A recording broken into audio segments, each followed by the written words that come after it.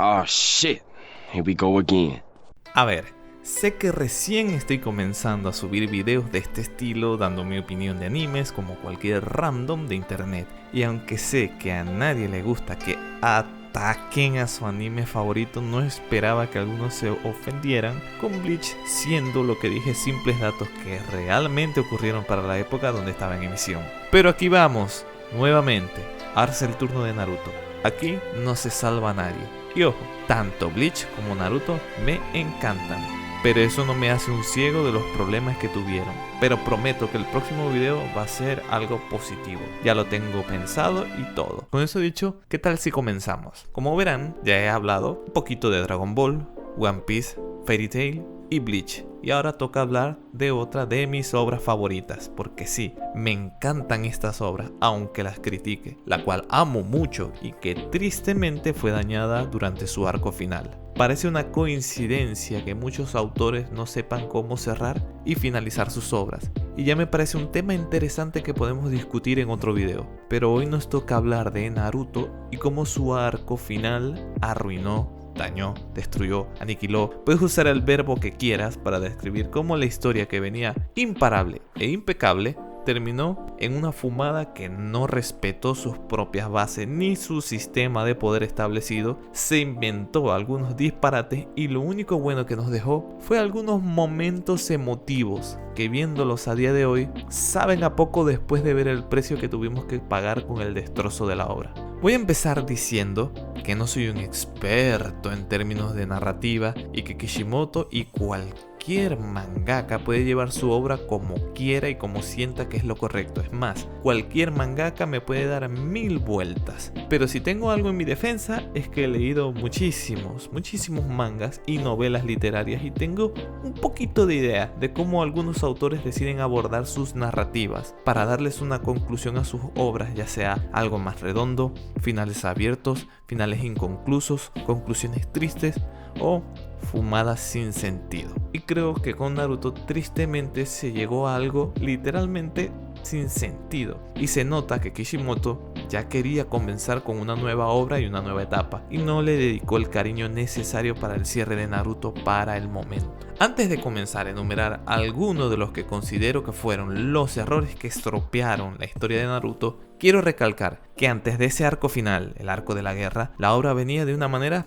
sublime. Obviamente tenía errores como cualquier otra narrativa, pero lo que venía construyendo desde el inicio de la obra se mantenía de una manera excepcional. Justo para ese momento ya Naruto acababa de derrotar a Pain y era reconocido por toda la aldea, lo que me pareció uno de los momentazos más lindos y emotivos de la obra. Es verdad que quizás no me terminó de convencer la forma de vencer a Nagato o Pain con el jutsu de evangelización, pero ya para ese momento había vencido a los 6 Pain de una manera justa y coherente. Esto último solo fue una excusa para mostrarnos el jutsu para revivir gente, un detalle que sinceramente no me gustó, ya que me parece algo demasiado roto para la obra, que estropea la realidad de la muerte y lo frágil que puede ser la vida en un mundo de ninjas y shinobis, y que solo se usó como una excusa para revivir a Kakashi. Lo bueno es que al morir Nagato no volveríamos a ver ese jutsu, ¿no? ¿Verdad que no?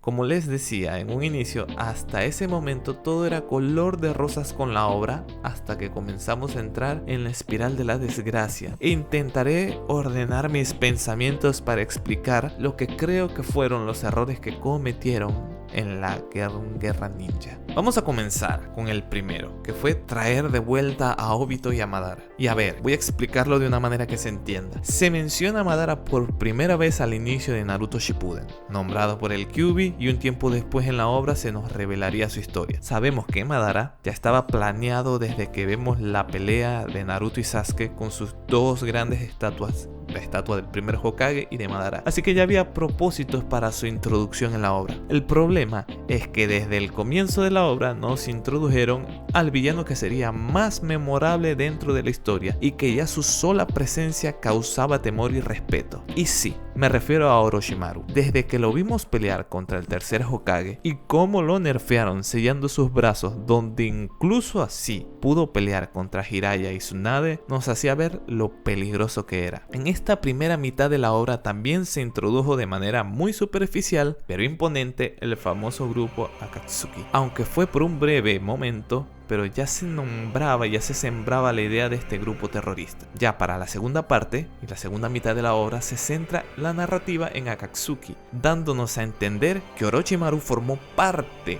del mismo grupo en un tiempo. ¿Qué nos quería decir eso a nosotros? Que los otros 9 miembros eran como mínimo igual de peligrosos que él. A esto le sumamos el hecho de que al principio solo conocíamos las siluetas de la mayoría de ellos, lo que alimentaba las teorías en foros sobre sus identidades, su apariencia, que si el líder a lo mejor era el cuarto Hokage, que si esto, que si lo otro. Esto fue un punto que para mí fue un gran acierto para la obra. A partir de ahí, ya sabemos lo que pasa. Se van presentando poco a poco y siendo derrotados hasta que finalmente se revela que Tobi, el miembro de la máscara, es el líder y verdadero antagonista y el que movía los hilos. Aquí es donde tenemos el punto de inflexión donde para mí todo se va a pique. Kishimoto decide traer de vuelta a la vida a Obito, personaje que vimos morir de manera heroica con un buen cierre de historia, para hacerlo un villano cuya motivación resulta ser su waifu, y que la forma de traerlo y la historia detrás de ello tiene lo que creo un montón de incoherencia, comenzando por ser él el que origina el desastre del Kyuubi y pelear de tú a tú al John Daime, incluso teniendo un control excelso de su Mangekyo Sharingan.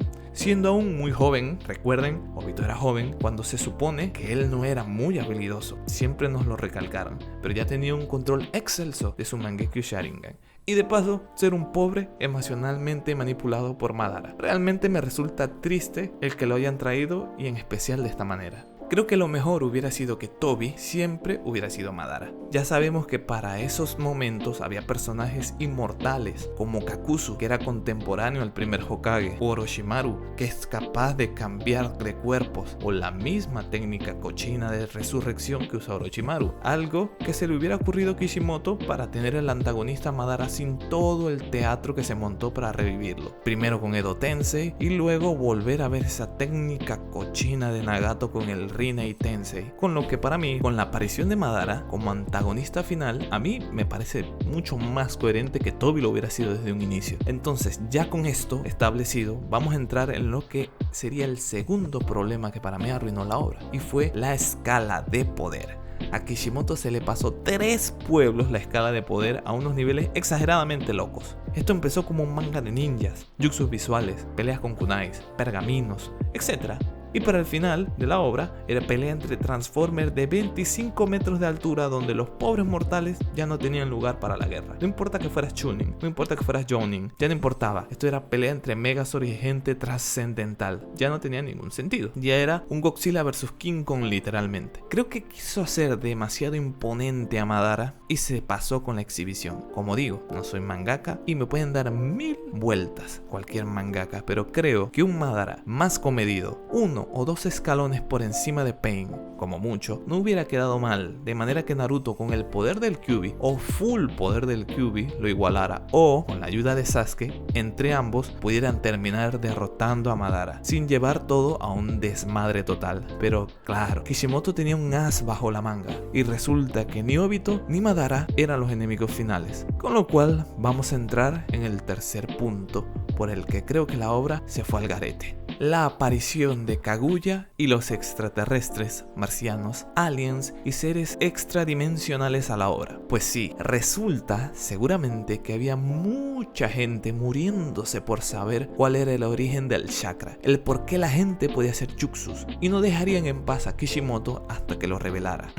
Notes el sarcasmo. No conforme con lo anterior, Kishimoto decide traer al verdadero supervillano final del destino, una marciana, sí, una extraterrestre con la cual planea darle sentido al origen del chakra, de los jutsus, y sinceramente para mí manchar un sistema de poder que estaba perfecto tal como estaba, hasta el punto de revelar, por ejemplo, que el Byakugan proviene realmente de la luna. Es que por Dios, una historia que venía seria y coherente se va a la mismísima en unos pocos capítulos. Y no conforme, aún queriendo hundir más su obra, nos explica el verdadero origen del Sharingan, del Rinnegan y la famosísima rivalidad entre Madara y el primer Hokage, y por supuesto entre Naruto y Sasuke, por lo que entraré en el que me parece el peor de todos los puntos que destruyen el legado de Naruto: las reencarnaciones de Indra y Asura. Como ya mencioné anteriormente, estoy hablando de errores que mancharon y arruinaron parte de la obra y de sus bases, ojo, y me parece que este es uno de los más grandes, si no el mayor. Viene Kishimoto, que no le bastó con poner a un enemigo como Madara con un nivel de poder casi y prácticamente inalcanzable, sino que mete a la historia el verdadero final boss, aún más fuerte y aún más invencible, por lo que para equilibrar la balanza y que exista una posibilidad de victoria, vuelve a hacer hincapié en el famoso sabio de los 6 caminos y sus 2 hijos, Indra y Asura, cuya rivalidad perduró aún después de su muerte, teniendo múltiples reencarnaciones. Pues bien, resulta que Madara y Hashirama eran justamente reencarnaciones de ellos dos, lo que demuestra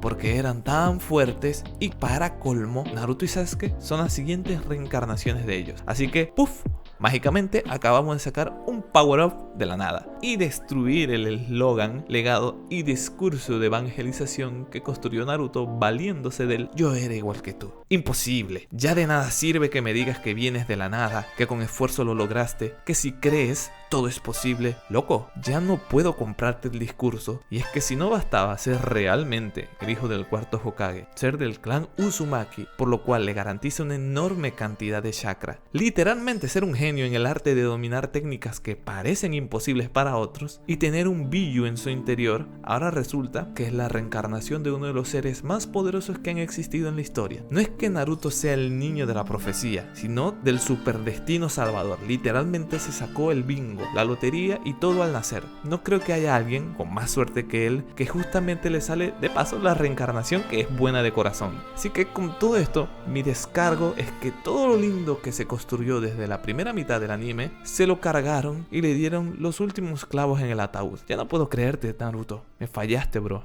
Y bueno, creo que vamos a dejarlo hasta acá, porque si sigo sacando cosas como las famosas células de Hashirama, el video se me va a hacer muy largo y no quiero que me dé una embolia pensando en más errores. Y ojo, me encanta Naruto y lo he visto un montón de veces y he repetido específicos episodios muchas veces, pero eso no le quita lo triste y dañino que pudo resultar un arco final para los mismos cimientos de su obra. Pero bueno, yo con esto me despido. Déjame saber qué te pareció en los comentarios. Si te ha gustado puedes dejar tu like, suscribirte para no perderte futuros videos y nos estamos viendo. Recuerden, el próximo video va a ser positivo. Creo que les va a gustar. Así que con eso dicho, adiós.